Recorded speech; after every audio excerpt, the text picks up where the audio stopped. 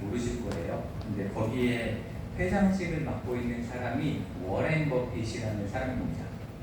혹시 들어보셨나요? 네. 뉴스를 보시는 분들은 한번 들어보셨을 법한 이름인데 세계에서 가장 유명한 투자자로 유명하죠. 굉장히 유명한 사람이고 또한 재산이 은퇴할 때 80조 정도의 때니까 네, 어마어마한 부자, 그죠? 항상 세계의 부자 순위에 이렇게 손꼽히는 사람 중에 한 사람이 워렌 버핏입니다.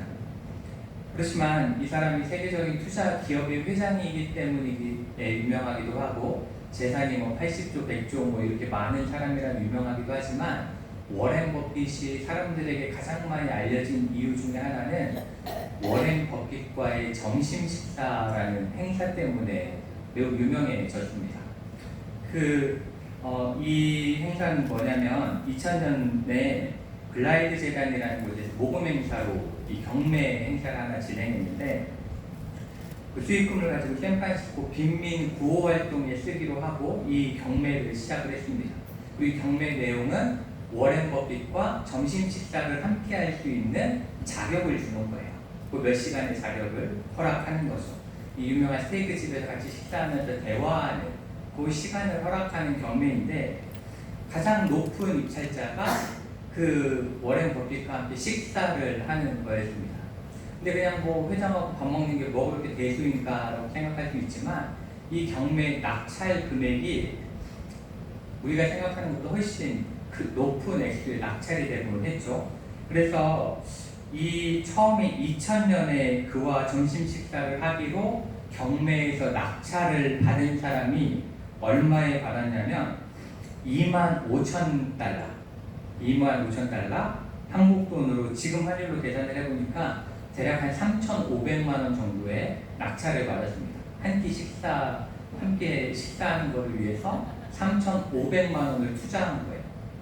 근데 그로부터 6년 뒤인 2006년에 낙찰 금액은 62만 100달러였습니다. 얼마인지 잘 모르시겠죠? 요거를 한화로 계산을 하면 8억 5천만 원 정도. 밥 한 끼 같이 먹는데 8억 5천만 원을 투자한 거예요. 근데 이제 2022년이 마지막 그 경매가 2022년에 있었는데 그때 마지막 낙찰 금액은 한화로 얼마 정도일까요? 얼마 정도는 밥 한 끼 먹었을까요? 워렌 버핏하고 20억 말씀하시는데 20억도 많다고 생각하시죠? 네, 낙찰 금액은 한화로 260억 정도 됐습니다. 점심 한 끼 식사하는데 경매가가 260억이었던 거예요. 이렇게 몇 시간의 식사를 위해서 260억의 돈을 지불한다는 것은 지금 반응과 똑같이 우리가 볼 때는 굉장히 어리석은 행동처럼 보여지죠. 굉장히 어리석어 보이잖아요. 그렇지만 그렇게 지불해서 한 끼 식사를 한 그 사람은 그 시간을 통해서 워렌 버핏이 지금까지 해왔던 투자에 대한 노하우나 여러 가지 그러한 그 가치들을 배우고 한 것으로 충분히 만족해했다고 합니다. 그리고 그렇게 경매를 했던 사람 중에는 자기가 몇십억, 몇백억을 들였지만 그 후로 그 워렌 버핏의 말대로 행해가지고 더 많은 부를 쌓았다라는 거예요. 그러니까 260억도 아깝지 않았다라는 거죠. 그렇게 이야기를 한다고 합니다. 이렇게 사람은 누구나 자신이 성공할 수 있다고 생각하면 그것을 통해서 성공할 수 있는 인생을 살 수 있다고 생각하면 과감히 투자합니다. 그 돈이 아무리 큰 돈이라 할지라도 투자하죠. 요즘 뉴스를 좀 보시면 아시겠지만 혹시 리딩방 사건 이런 거 혹시 들어보셨어요? 네. 리딩방 사건 이런 게 있는데 그게 뭐냐면 어디에 주식에 투자를 얼마를 하면 얼마를 수익을 얻게 될 것이다 이렇게 알려주는 거예요. 얼마에 진입을 해서 얼마에 탈출을 하고 이런 식으로 수익 내는 양을 알려주는 그런 것들을 가르쳐주는 곳입니다. 그런데 그것을 사람들이 그냥 공짜로 가르쳐주는 게 아니라 돈을 받는 거죠. 몇십만 원, 몇백만 원 이렇게 받고 하는 거예요. 근데 그 사람들은 그곳에 몇십만 원, 몇백만 원을 투자합니다. 그렇게 하는 이유가 뭐예요? 그렇게 투자하면 그보다 커 보일 수 있다고 생각하니까. 근데 그 사람들이 더 벌 수 있게 해줄 수 있는 사람들이 아니죠. 그렇죠. 전문 투자자가 아니기 때문에. 그러니까 결국 잘못 투자했다가 망하는 경우가 훨씬 더 많은 거예요. 그럼에도 불구하고 사람들은 자신을 더 부자로 만들어줄 수 있다는 이야기를 들으면 혹해서 거기에 쉬이 넘어갑니다. 속는다 할지라도 일단 한번 도전해보게 됩니다. 이렇게 사람들은 자신의 성공을 위해서 많은 걸 투자하고 노력하는 것을 보게 됩니다. 그런데 저는 이러한 이야기들을 이렇게 접하면서 우리는 어떤가에 대해서 생각을 해보게 됩니다. 에어컨을 많이 틀어놨더니 유리는 굉장히 건조하네요. 저는 우리는 어떤가에 대해 생각해 보는데, 과연 우리는 세상적인 사람들은 세상적인 성공을 위해서 많은 걸 아끼지 않고 투자하는데, 우리는 믿음의 사람이 되기 위해서 더 하나님께서 기뻐하시는 사람, 하나님께서 사랑하시는 그런 믿음의 사람이 되기 위해서 어떠한 노력을 하고 있는가? 우리는 과연 어떠한 노력을 해서 더 나은 믿음의 사람이 되려고 하고 있는가를 생각해 보게 됩니다. 여러분은 그것을 위해서 어떠한 노력을 하고 계십니까? 우리가 한번 생각해 봐야 되는 문제죠. 그리고 우리는 고민해 봐야 됩니다. 어떻게 하면 더 나은 사람이 될 수 있을까? 더 하나님을 기뻐하시는 사람이 될 수 있을까? 더 믿음의 사람이 될 수 있을까를 생각해 봐야 합니다. 아마도 우리가 더 나은 믿음의 사람이 될 수 있는 가장 좋은 방법을 하나님께서는 우리에게 알려주셨는데, 그것은 바로 성경에 나와 있는 믿음의 사람들에 대해서 배우고 그 사람들이 행한 모습들을 닮아가고, 그리고 그 사람들과 똑같이 살아낼 수 있다면 우리는 그러한 믿음의 사람이 될 수 있는 그러한 사람이 될 수 있을 것입니다. 그래서 하나님께서도 성경 속에서 다양한 믿음의 사람들을 우리에게 보여주셨고, 그 사람들의 삶을 알려주셨고, 그 사람들의 삶을 따라가게 이렇게 하셨습니다. 그렇기 때문에 저는 오늘 이 창세기의 말씀을 통해서 믿음하면 떠오르는 사람, 아브라함의 모습과, 그리고 아브라함과 이 믿음의 사람들은 다 비슷한 여정들을 걸었어요. 그래서 아브라함과 비슷한 여정을 걸었던 사람들의 이야기를 통해서 우리가 어떻게 해야 더 나은 믿음의 삶을 살아갈 수 있는지에 대해서 오늘 말씀을 함께 나눠보고자 합니다.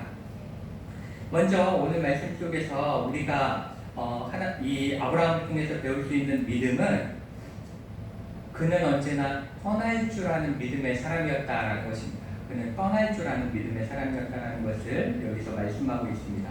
그리고 그 떠남에 대해서 비교하기 위해서 이 12장 바로 앞에 나와 있는 11장 27절부터 32절까지의 말씀 속에서 데라의 모습을 보여주고 계세요. 근데 이 데라는, 이 말씀을 보시면 데라는 이 11장 31절 말씀을 보시면, 데라가 그 아들 아브라함과 하란의 아들인 그의 손자 롯과 그의 며느리 아브라함의 아내 사레를 데리고 갈대아인의 우르를 떠나 가나안 땅으로 가고자 하더니 라고 말씀하고 있습니다. 이 데라도 떠나려는 믿음은 가지고 있었던 사람이에요. 떠나라고 했을 때 떠나려는 사람이긴 했죠. 그렇지만 그는 하란에 이르러 거기 거류하였다 이렇게 말씀하고 있습니다. 그러니까 떠나긴 떠났는데 하나님께서 원하시는 곳까지 떠나서 가지 아니하고 중간에 애매하게 멈춰선 거예요. 완전한 떠남을 이루지 못한 거죠. 그리고 데라는 나이가 205세가 되어 하란에서 죽었더라 이렇게 말씀하면서 데라는 온전히 떠남을 이루지 못한 사람으로 먼저 말씀을 하고 있습니다. 그렇지만 아브라함은 달랐죠. 아브라함은 하나님께서 너의 고향과 친척과 아버지의 집을 떠나 내가 네게 보여줄 땅으로 가라 이렇게 명령하셨을 때에 그는 가나안 땅까지 우르를 떠나서 그곳으로 갔습니다. 떠나서 그곳에 가게 된 거죠. 그런데 우리가 성경 안에서 이러한 떠남, 하나님께서 말씀하셨기 때문에 그 말씀을 의지해서 떠난 사람들에 관한 이야기를 찾아보면 아브라함만 떠난 게 아니었어요. 아브라함만 이렇게 떠난 이야기가 있는 것이 아니라 아브라함의 이야기 바로 앞에 나오는 노아의 이야기에서도 이 떠남에 대해서 말씀을 하고 있습니다. 이 우리가 노아의 이야기를 살펴보시면 노아의 홍수가 너무 극심했죠. 그렇죠? 그리고 온 세계가 물속에 잠겨 있었습니다. 그렇지만 시간이 지나서 이제 물이 사라졌습니다. 그리고 육지가 드러나긴 했지만 여전히 불안정한 상태였어요. 그렇게 좋은 상태가 아니었는데 그러한 때 하나님은 노아에게 이렇게 말씀을 하십니다. 너는 내 아내와 내 아들들과 내 며느리들과 함께 방주에서 나가라, 이렇게 떠나라, 이렇게 말씀을 하고 계십니다. 그리고 노아는 그 말씀에 순종해서 바로 방주로부터 떠났습니다. 이 똑같은 단어예요. 나가다, 떠나다, 똑같은 의미를 가지고 있었습니다. 또한 느헤미야라는 성경에 나오는 인물이 있죠. 느헤미야서가 쓰여져 있는데 그 느헤미야도 이 페르시아 바사왕의 술 맡은 관원장이었습니다. 그는 굉장히 높은 직책에 있는 사람이었죠. 그렇지만 하나님께서 바사를 떠나라 이렇게 말씀하세요. 이렇게 명령하세요. 그럴 때 느헤미야는 바사를 떠납니다. 하나님의 말씀 그대로 순종해서 그것을 떠나는 이야기를 하고 있습니다. 이렇게 성경 속에 있는 많은 사람들은 하나님께서 떠나라 하실 때 떠나는 이야기가 많이 나오게 됩니다. 그렇다면 우리가 생각해 볼 것은 성경에서 도대체 왜 하나님께서는 떠나라 하시는 걸까? 그리고 무엇으로부터 떠나라 하시는 걸까에 대해서 우리가 생각을 해봐야 되고 왜 떠나는가, 왜 떠나라 하시는가에 대해서 생각을 해봐야 합니다. 그렇기 때문에 우리가 이 떠남에 대해서 잘 이해하려면 먼저 아브라함이 떠난 곳이 어떤 곳인지에 대해서, 노아가 떠난 곳이 어딘지, 느헤미야가 떠난 곳이 어딘지에 대해서 우리는 먼저 알 수 있어야 합니다. 오늘 말씀 속에서 아브라함이 먼저 떠난 곳은 처음에는 갈대아인의 땅 우르라는 지역이죠. 그렇죠? 우르라는 지역인데 이 우르는 지금의 이라크의 수도인 바그다드 그 남쪽에 있었던 도시입니다. 바그다드 남쪽에 있었던 도시인데 이곳은 유명한 그 세계 문명의 발상지죠. 메소포타미아 문명의 발상지인 티그리스강과 유프라테스 강이 교차하는 가장 비옥한 땅이었습니다. 그리고 이 우르는 이 아브라함이 살던 시대에 세계에서 가장 크고 화려한 도시였습니다. 가장 크고 화려한 도시였고, 그리고 세상의 모든 좋은 것들은 우르에 있었습니다. 그리고 가장 그렇기 때문에 안전한 곳이 우르였죠. 아마도 한국 사람들이 다 젊은이들이 조금만 나이가 들면 어디가 살고 싶어해요? 서울 가서 살고 싶어 하잖아요. 그렇죠? 이 좁은 땅덩어리에 우리나라 인구의 한 4분의 1, 4분의 1 거기 사니까 그런 곳처럼 정말 모든 사람들이 다 한 번쯤은 가서 살아보고 싶은 땅, 그곳이 바로 우르였습니다. 그 다음에 이 하란에 잠시 머물렀잖아요. 아버지와 함께 머물렀던 하란도 굉장히 큰 도시죠. 좋은 곳이죠. 그렇기 때문에 데라는 이제 나이도 있고 그러니까 안정적으로 살다 가고 싶다 생각을 했는지 거기 머물렀던 걸로 보여집니다. 그리고 이 말씀에서도 하란에서 이 5절 말씀을 보시면 12장 5절 말씀을 보시면 하란에서 모은 모든 소유와 얻은 사람들을 이끌고, 그러니까 하란에서도 아버지가 좀 머물러 있으니까 떠나지 못하고 좀 기다렸던 대기 시간이 있는데 그곳도 좋은 곳이었다는 것을 의미하고 있습니다. 그렇지만 하나님께서는 그러한 안정적인 곳에서부터 그 당시에 주변 사람들은 들어보지도 못했을 아주 외진 땅끝마을과 같은 그러한 땅으로 떠나라고 지금 말씀하고 있는 것입니다. 그 당시에 하나님께서 가라고 명하신 가나안 땅은 치안도 굉장히 불안했을 것입니다. 큰 나라의 지배하에 있지 않기 때문에 안정적이지 않았죠. 어느 곳에나 적들이 가득했고 이 다양한 족속들이 있었기 때문에 서로 땅을 차지하기 위한 전쟁이 가득했던 곳이었습니다. 그리고 특별한 정보도 없었기 때문에 요즘으로 따지면 여행 금지구역과 같은, 그쵸? 우리 권사님들하고 얘기하다 보니까 요새 태국하고 베트남도 치안이 안 좋다고 뭐 이렇게 이야기하면서 가도 리조트에만 있어야 된다 말씀하시는데 그렇게 위험한 곳. 그리고 저 아는 목사님이 요르단 선교사를 가고 싶어 했어요. 요르단 선교사를 가고 싶어 했는데 안 들여보내줘요. 우리나라에서도 안 보내줘요. 그래가지고 지금 이집트에서 선교 활동을 하고 계신데 그렇게 위험한 곳, 그런 곳이 가나안 땅이었던 것이죠. 그렇지만 하나님께서는 그곳으로 가라고 명령을 하신 거예요. 이유도 몰라. 그런데 가라고 명령을 하신 거죠. 그런데 아브라함은 어떻게 했어요? 그렇게 불안전한 곳에 보내면 어떡합니까? 라고 하지 않고 떠나라 하니까 떠났습니다.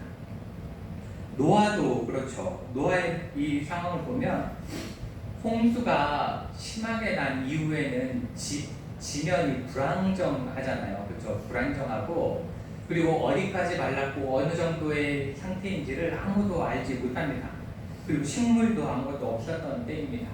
그렇기 때문에 그때 노아가 있을 수 있는 가장 안전한 곳을 선택하라면 어디겠어요? 방주 안에 좀 더 있는 게 제일 안전한 거예요. 방주 안에서 버티는 게 가장 안전했던 곳입니다. 그렇기 때문에 노아는 좀 더 안정적인 상황이 된 다음에 나오고 싶었겠죠. 노아에서 안전한 걸 확인하고 나오고 싶었을 것입니다. 그렇지만 하나님께서 나가라 말씀하시자 그는 그곳으로부터 알 수 없는 땅 밖으로 나오게 되었습니다. 느헤미야는 더합니다.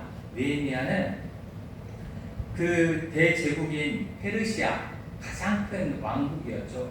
페르시아 그 안에서도 수산궁이 어떠한 곳이냐면 왕을 보좌하던 곳입니다. 그곳에서도 술 맡은 관원장은 가장 측근, 최측근의 자리에 있던 게 느헤미야였습니다. 그는 그 자리에 가만히 있으면 평생 동안 떵떵거리며 살 수 있는 거예요. 떵떵거리며 살 수 있고 모든 사람들의 불림에서 살 수 있고 종들을 부리며 살 수 있는 아주 안전한 위치, 높은 자리에 있던 사람이었습니다.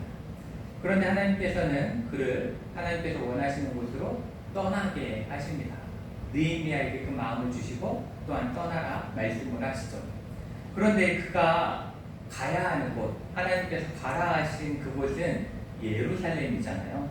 근데 이 예루살렘이라는 곳은 이스라엘이 바벨론에 의해서 멸망하고 그 다음에 이방 사람들이 족속족속 와갖고 그냥 이렇게 무리지어 살던 곳이 예루살렘이에요. 황폐해진 곳이죠. 그 가운데서 서로 다툼만 있던 곳이, 야만적인 문화가 있던 곳이, 그리고 이방신들이 가득하던 곳이 바로 예루살렘이었습니다. 그런데 그렇게 불안정하고 비참한 땅이었던 예루살렘을 향해서 떠나게 되었던 것입니다. 이와 같이 성경 속에서 하나님의 말씀에 순종하며 떠난 사람들, 그리고 하나님께서 떠나라 하신 사람들의 모습을 보면 항상 안정적이고 평안하고 내 힘으로 무언가 잘 살 수 있을 만한 그러한 곳으로 생각되어지는 곳으로부터 떠나라는 요구를 하나님께 받게 되었다라는 것입니다.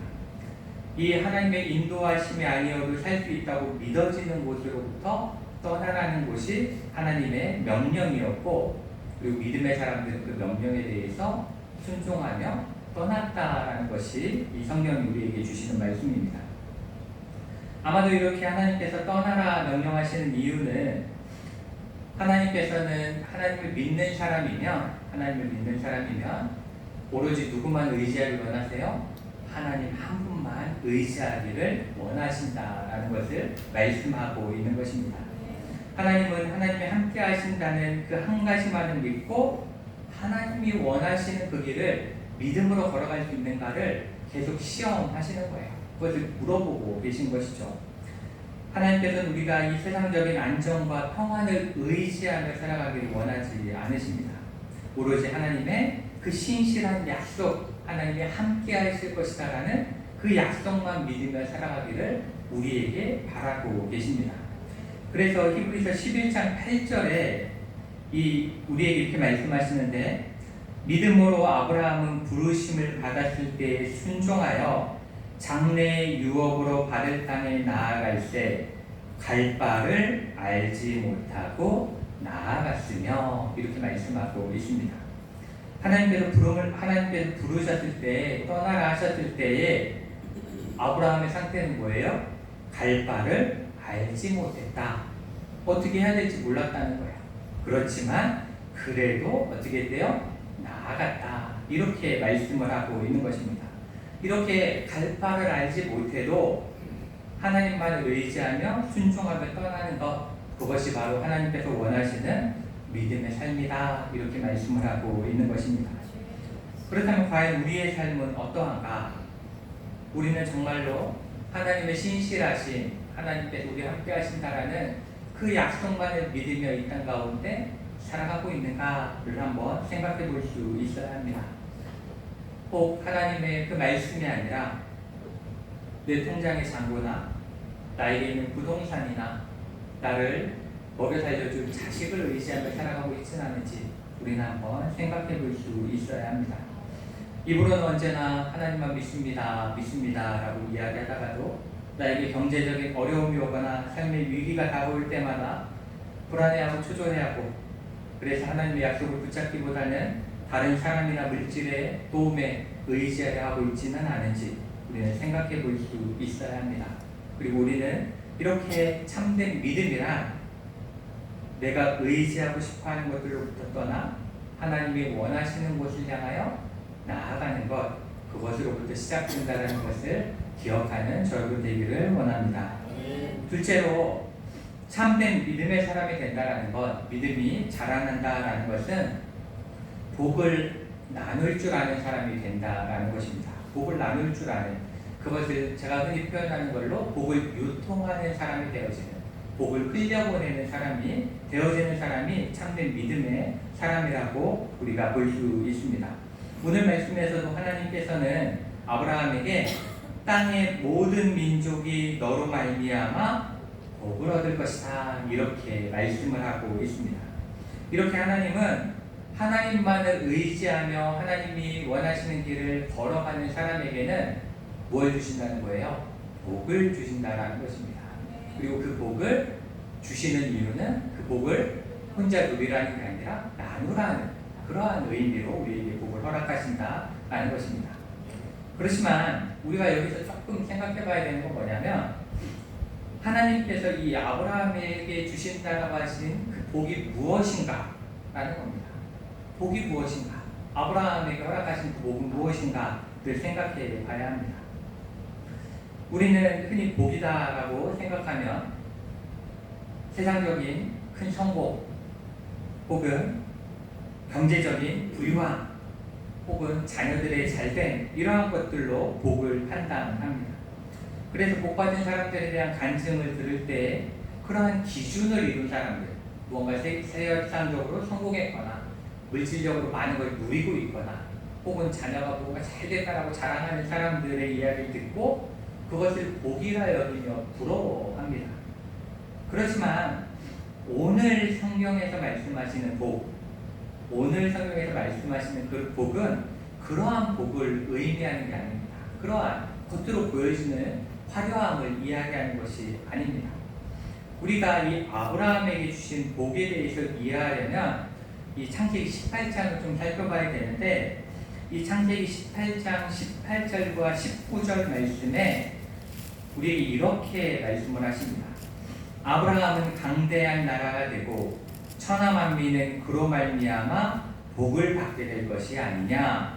내가 그로 그 자식과 권속에게 명하여 여호와의 도를 지켜 의와 공도를 행하게 하려고 그를 택하였나니 이는 나 여호와가 아브라함에게 대하여 말한 일을 이루려 함이 아니냐. 이렇게 말씀을 하고 있습니다. 이 말씀을 통해서 우리가 알 수 있는 건 하나님께서 복을 주시는데 복을 주심으로 나라를 이루시겠다는 거예요. 큰 나라를 이루시겠다는 거죠. 그렇지만 그 나라는 어떠한 나라냐? 복받은 나라는 여호와의 도를 지켜 의와 공도를 행하는 나라를 만드시겠다. 그렇게 복받은 나라를 만드시겠다라는 겁니다. 그리고 그것을 본받는, 그것을 통해서 그것이 참된 하나님이 기뻐하시는 나라, 복받은 나라라는 것을 천하 만국에 알게 하셔서 모든 사람들이 어떠한 나라를, 하나님의 나라를 누리게 하시겠다, 하나님의 나라를 살게 하시겠다라는 것이 바로 하나님께서 주시는 복이다라는 겁니다.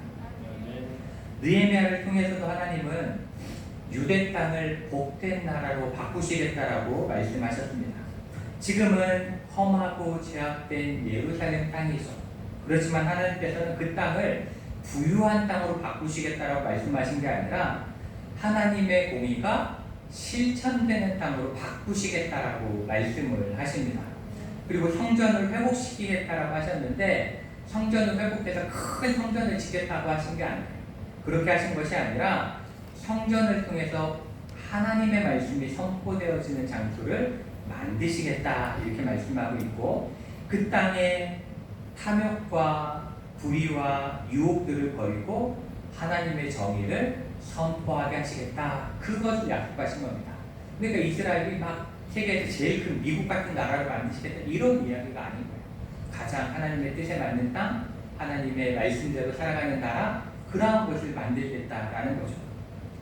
그리고 백성들이 하나님 앞에 말씀 가운데 참된 회개를 하고 하나님이 원하시는 의로운 삶을 맹세하게 하셨습니다.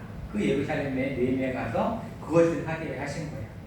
그렇기 때문에 그것을 통해서 하나님의 참된 정의와 공의가 회복되어지는 나라로 예루살렘을 삼으시고 주변 나라들이 그것을 보고 따라 삶으로 그 하나님께서 다스리시는 복을 다른 나라들도 누리게 하겠다라는 것이 하나님께서 말씀하시는 복이다라는 것입니다. 어찌 보면 이 말씀은 지금 이 땅을 바라보면 정의도 사라져 있는 것 같고 공의도 무너져 있는 것 같은 이 시대입니다. 세상 사람들은 돈을 위해서는, 명예를 위해서는, 자기 욕망을 위해서는 어떠한 일도 정당화시키는 것을 보게 되고 죄와 타협하고 있는 이 세상의 모습을 우리가 보게 됩니다. 그렇기 때문에 이때에 하나님을 믿는 믿음의 사람들은 무엇보다도 먼저 우리가 하나님께서 다스리시는 그 통치 가운데서 사는 복을 누릴 수 있어야 합니다. 하나님의 다스림 가운데 우리가 거할 수 있어야 되고, 그리고 그것이 얼마나 좋은지를 나눌 수 있어야 합니다. 복을 흘려보낼 수 있어야 돼요. 하나님 안에서 하나님의 통치 가운데 살아가니, 하나님의 다스림 가운데 살아가니 너무 행복하고, 그리고 그것이 바로 하나님께서 원하신 의의 길이다라는 걸 세상 사람들에게 전할 수 있어야 합니다. 그럴 때에 그것이 바로 믿음의 삶이고 하나님께서 기뻐하시는 삶이다라는 걸 기억하시는 저 여러분 되시기를 축복합니다. 그리고 마지막으로 믿음의 삶을 살아간다는 것, 더 나은 믿음의 삶으로 바뀌어져 간다는 것은 어느 곳에서나 언제든 예배하는 삶을 살아가는 것입니다. 그렇게 살아가는 사람이 정말 믿음 가운데 살아가는 삶을 사는 것입니다. 오늘 말씀 속에서도 아브라함은 가나안 땅에 들어가자마자 무엇을 했다라고 말씀하고 있어요? 그곳에 제단을 쌓고 이렇게 말씀을 하고 있습니다. 그는 하나님이 가라 하시는 곳에 갔습니다. 그리고 그곳에서 하나님을 예배하는 그러한 삶을 살았습니다. 그리고 그가 어느 곳에 가든지 이렇게 제단을 쌓고 하나님을 예배한 이유는 바로 하나님만이 나의 통치자십니다라는 것을 인정한 겁니다. 고백한 거죠. 그렇기 때문에 그가 복을 받을 수 있었던 거예요. 하나님의 통치를 인정했기 때문에, 통치 가운데 거했기 때문에, 하나님을 예배한 예배자로 살았기 때문에 그가 복이 되었던 것입니다. 그렇기 때문에 아브라함은 가는 곳마다, 이 말씀을 읽어보시면 가는 곳마다 제단을 쌓아요. 하나님을 어느 곳에서든지 예배하는 삶을 살았다라는 것입니다. 그는 그의 삶의 여정 한 걸음 한 걸음이 하나님께서 인도하신다라는 것, 하나님이 나를 다스리고 계시다라는 것을 인정했기 때문에 단을 쌓고 예배를 드렸던 것입니다. 느헤미야도 마찬가지죠. 느헤미야도 예루살렘에 돌아와서 성전을 재건하고 가장 먼저 한 행동이 바로 하나님을 예배한 것입니다. 하나님을 예배했습니다. 그는 자신이 한 모든 행동들이 하나님의 명령에 따라 하나님의 말씀에 순종하여 이렇게 했다라는 것을 예배를 통해 증명했다라는 것입니다. 그리고 노아도 방주에서 나오자마자 한 첫 번째 행동이 바로 제단을 쌓은 것입니다. 하나님을 예배하는 것입니다. 이렇게 성경의 위대한 인물들은 어느 곳에 있든지 그리고 자신이 어떠한 상황 가운데 있든지 이렇게 하나님을 예배하는 삶을 살았고 또 그들의 예배를 기쁘게 받으신 하나님께서 그들을 사용하셨고 그들을 통해 하나님의 믿음의 역사들이 지금까지 이루어져 왔음을 우리는 말씀 속에서 깨달을 수 있습니다. 그리고 또한 우리가 예배를 통해서 한 가지 기억할 수 있는 것은 제가 이제 창세기에 대해서 말씀드렸지만 이 아브라함의 예배를 통해 배울 수 있는 건 참된 예배라는 것은 장소가 중요하지 않다라는 거예요. 우리가 지금 어떤 환경 가운데 있는가가 중요하지 않다라는 것입니다. 오늘 말씀 속에서 아브라함이 처음 제단을 쌓은 곳은 세겜 땅 모래의 상수리 나무였죠. 이 장소는 세겜이라는 이방 지역이었습니다. 즉 이방 땅에 상수리 나무가 있는 곳은 이방 신전이 있는 곳이죠. 이방 산당이 있는 곳인데 그곳에서 지금 아브라함은 하나님께 예배를 드리고 있는 것입니다. 지금 우리로 치면 마치 우리 성도들이 다 함께 경주 불국사에 놀러가서 예배를 드리는 것과 똑같은 거라고 들리는 그러한 이방 산당에서 예배를 드리는 거니까 굳이 멀리 가지 않아도 우리 여기도 절 많잖아요. 야외 예배를 절에 가서 이렇게 드리는 것과 똑같은 그런 거라고 볼 수 있는데 근데 정말 놀라운 것은 이렇게 아브라함이 그곳에서 예배를 드리자 이방 땅, 이방 산당에서 예배를 드리자 그곳이 하나님의 땅, 하나님의 자리로 바뀌어졌다는 것입니다. 우리는 이 말씀을 통해서 결국 예배라는 것은 장소가 중요한 게 아니다. 이 장소가 얼마나 좋은 곳이냐가 중요한 것이 아니다라는 것이고 정말 중요한 것은 우리가 예배드릴 때 하나님 우리와 함께 하시느냐 하나님의 인재가 우리 가운데 임하여 있느냐가 가장 중요한 것이다라는 것을 기억할 수 있어야 합니다. 아무리 큰 건물을 짓고 화려한 조명과 아름다운 옷을 입고 예배를 드린다 할지라도 그곳에 하나님이 함께 하시지 않는다면 그것은 아무런 의미 없는 우리만의 모임이 된다는 것을 다시 한번 기억하시기를 원합니다. 그리고 우리가 예배드리는 장소가 아무리 불편하고 사람들이 보기에 부족하여도 그곳에 하나님의 충만한 임재가 함께 하신다면 그 자리는 하나님의 역사하는 자리, 하나님의 축복이 임하는 자리가 된다는 것을 기억하시기를 원합니다. 또한 이러한 예배는 느헤미야서에서도 나타납니다. 이스라엘 백성들이 예루살렘에서 에스라를 통해서 하나님의 바른 말씀을 배우고 참된 회개 가운데 하나님을 예배하는 시간이 있었습니다. 그때에 이방 민족들로 더럽혀졌던 땅, 더러운 예루살렘 땅이 하나님의 참된 임재와 회개 운동이 일어나는 놀라운 곳으로 변화되어지는 다시금 하나님의 성전으로 바뀌어지는 그러한 모습을 우리가 성경 속에서 찾아볼 수가 있습니다.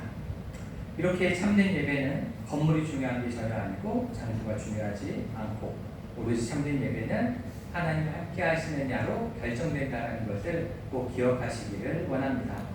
그리고 참된 믿음의 사람은 우리가 기억해야 되는 건 내 기분에 따라서가 아니라 오로지 하나님으로 인해서 감사하며 예배드리는 자, 그리고 하나님께서 나를 인도하셨음을 인정하며 예배드리는 자, 그리고 정말 하나님께서 내 삶을 주관하고 계심을 인정하며 예배드리는 것이 정말 참된 믿음의 사람이라는 것을 기억하시기를 원합니다. 오늘 말씀을 통해서 우리는 참된 믿음의 사람이 된다는 것, 믿음의 삶을 살아간다는 것이 무엇인지에 대해서 함께 나눴습니다. 첫째로 세상적인 안정으로부터 떠나서 하나님만을 전적으로 의지하는 삶을 사는 것, 그리고 둘째로 하나님의 공의와 정의, 그런 하나님의 통치 가운데 삶으로써 그 하나님께서 다스리시는 복, 하나님 우리의 주인 되시는 복을 나누고 유통시키는 삶을 살아가는 삶, 그리고 셋째로 어떠한 때든지 하나님을 바르게 예배함으로 어떠한 자리든지 우리의 예배를 통해서 그 자리를 하나님의 장소로 바꾸어 나가는 삶을 살아갈 때에 우리는 하나님께서 기뻐하시는 믿음의 사람이 될 줄 믿습니다.